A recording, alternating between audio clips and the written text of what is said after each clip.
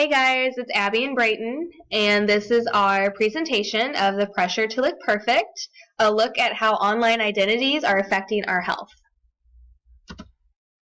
Our thesis is online identities, as expressed via Instagram, are harmful to our self-esteem and are affecting our emotional, mental, and physical health. We chose Instagram because it's the best social media platform for constructed realities.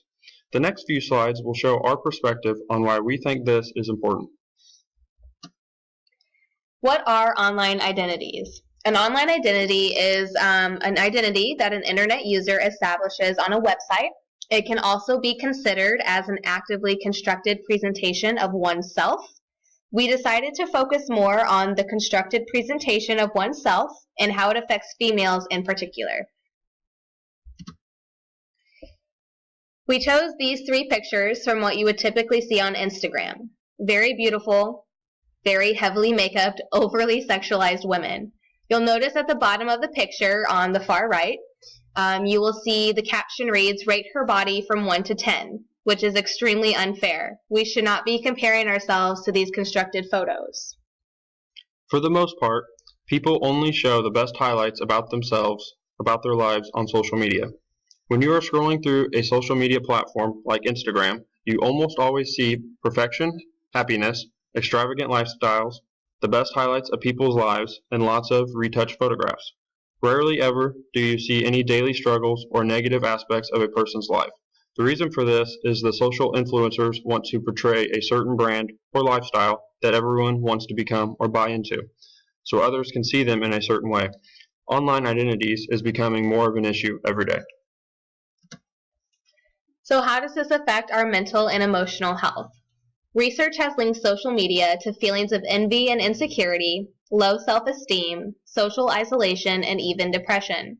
This can have a harmful effect if we compare ourselves to others and find ourselves lacking in certain aspects of our own lives. Many people surf social media sites such as Instagram to escape their own lives and realities. However, when they are bombarded by what is generally only the most positive moments of another person's life, they can begin to feel jealous, envious, and inferior. These feelings only worsen the negative self-image and lack of self-esteem found in those who are depressed or likely to become depressed.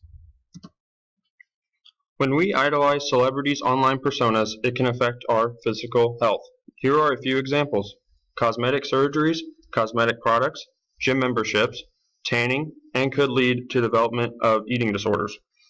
On average, people spend $300 per year on tanning products, which increases the chance for skin cancer. When people go under the knife for a cosmetic procedure, they are at a higher risk to develop a life-threatening infection, and the results could possibly be worse than what they anticipated. 33 to 50% of anorexia patients have an associated mood disorder such as depression. So how can we prevent from becoming depressed by these online personas? Time spent on social media is time that could be better spent doing other things. Those who are depressed need to focus on self-care. This means that as much time as possible should be spent in a positive way, not doing things that make them feel worse, such as looking at pictures of other people's lavish lifestyles and online personas. Better ways for depressed people to encourage their own emotional health are activities such as exercising, eating right, and in-person socialization. Strong, positive social relationships are highly correlated with increased self-esteem and connectedness, as well as lowered depression and anxiety rates. We need to focus more on the people in your life rather than constructing yourself to match your idolized celebrity's persona. So in conclusion, how does this relate to media and information literacy? Don't believe everything you see online.